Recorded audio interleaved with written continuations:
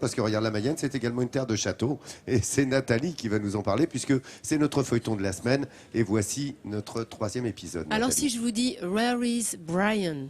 vous me répondez Brian les cours d'anglais. Brian is in the kitchen.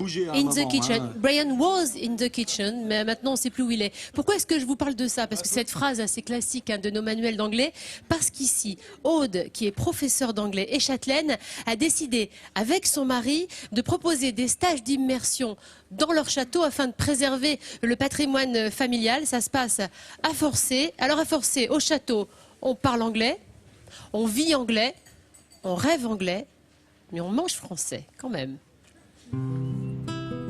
Dans le village de Forcé, le château de la Masure est un îlot de calme à quelques kilomètres de Laval. Derrière ces fenêtres où l'on s'attendrait à entendre résonner la langue de Molière, c'est celle de Shakespeare qui parvient à nos oreilles. Right.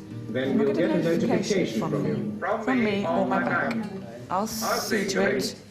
Goodbye then. Thanks, Mr. Bronson. Goodbye. Dans le décor enchanteur de ce château du 19e siècle, des cadres d'entreprise et des employés perfectionnent leur niveau en langue. In dark brown leather. Ils restent ici pendant une semaine avec une consigne stricte, parler uniquement l'anglais. Un dépaysement total. Ça nous sort totalement de notre contexte quotidien. On est vraiment dans un endroit qui est prestigieux, qui est magnifique.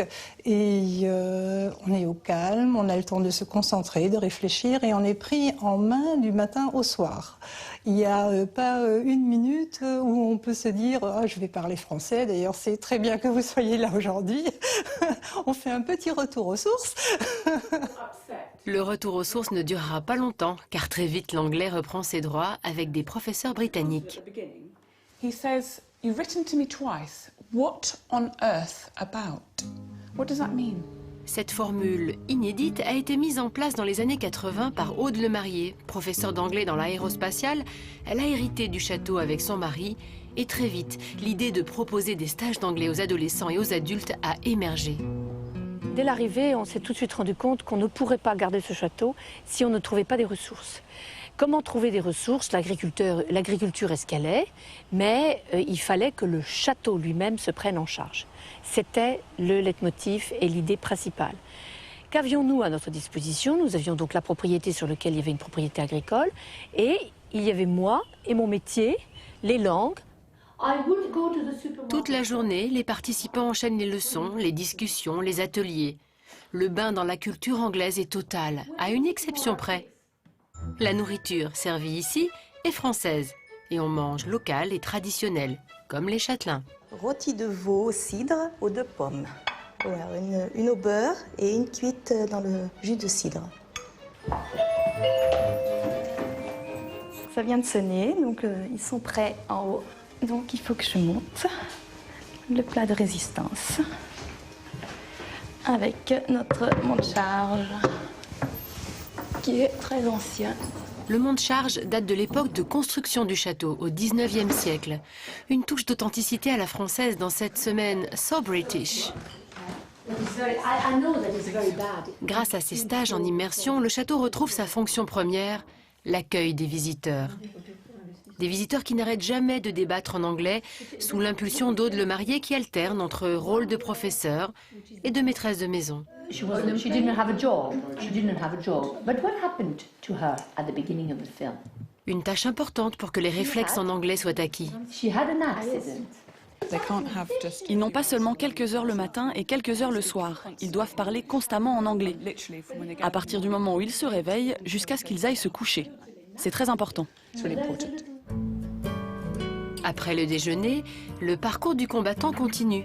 Des sessions en tête-à-tête sont organisées avec chacun des participants.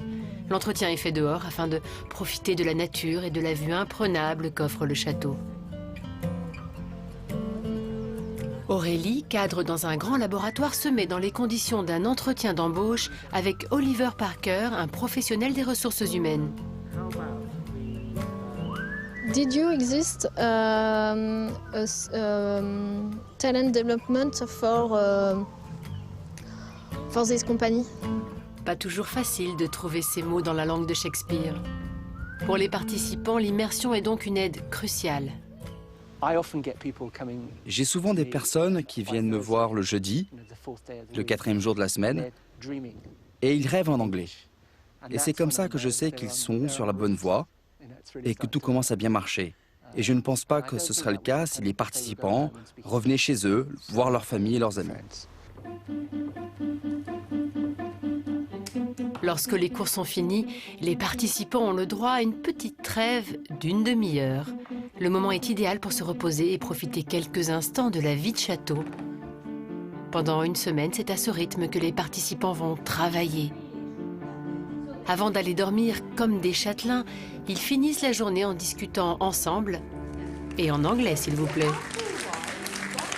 Ah, ça aide pour parler anglais. Where is Brian? Alors, ça tombe bien, Brian is behind you. Behind me, on a retrouvé Brian. TV. Vous vous appelez Brian? Oui. Sans blague. C'est pour ça que vous agitez ce drapeau anglais? Oui, c'est ça. Et en plus, vous travaillez dans la cuisine? Oui, je travaille en cuisine. Voilà, on a un Brian français qui travaille en cuisine. He was really in the kitchen. Et justement, on parle de l'immersion et des progrès qu'on doit tous faire les uns et les autres en anglais. Pour l'accueil, on en parlait, c'était important. Je ne peux pas résister, aussi. Laurent, à diffuser une petite image, elle me Ah, pardonnera, de notre amie Nathalie, la semaine dernière, qui a un petit peu ramé en anglais. Souvenez-vous, c'était à Amiens. C'est méchant. Non. Respecter. Ah non, respect planet is better for us. Je sais pas si vous avez compris, c'est de l'anglais. Et juste à côté. Ah, c'est ça alors. Dis donc, sourire de France. Sourire de France, toi aussi tu parles dans toutes les langues. Mais j'ai eu honte, je l'ai mal dit. Respect for us. Non, respect planet is better for us. Oui, respecter la planète. Allez, retourne à la cuisine, toi. C'est à côté. On a le travail des gens. C'est méchant. Non, les amis. I speak perfectly English, but I don't want to get rid of my irresistible French accent. Yes, J'ai l'accent français chevillé au corps. Tu as raison, Nathalie, de dire méchant. c'est pas méchant, mais tiens, on va voir si le niveau des autres est mieux. Alors? Brian is behind you. Ah, il est juste derrière moi. Et toi, Hélène? Oh, where is my dog? Oh, yes, he's with your cat. Et toi, Christophe? Brian is on TV right now. Ah oui, à la télé. Enfin, Brian est à la télé. Alors, toi, Vincent, tu Go ahead. parles... Il parle avec l'accent anglais, c'est incroyable. Vas-y, fais-nous une petite démonstration. I don't know anybody called Brian. Ah, tu connais personne qui ne s'appelle Brian?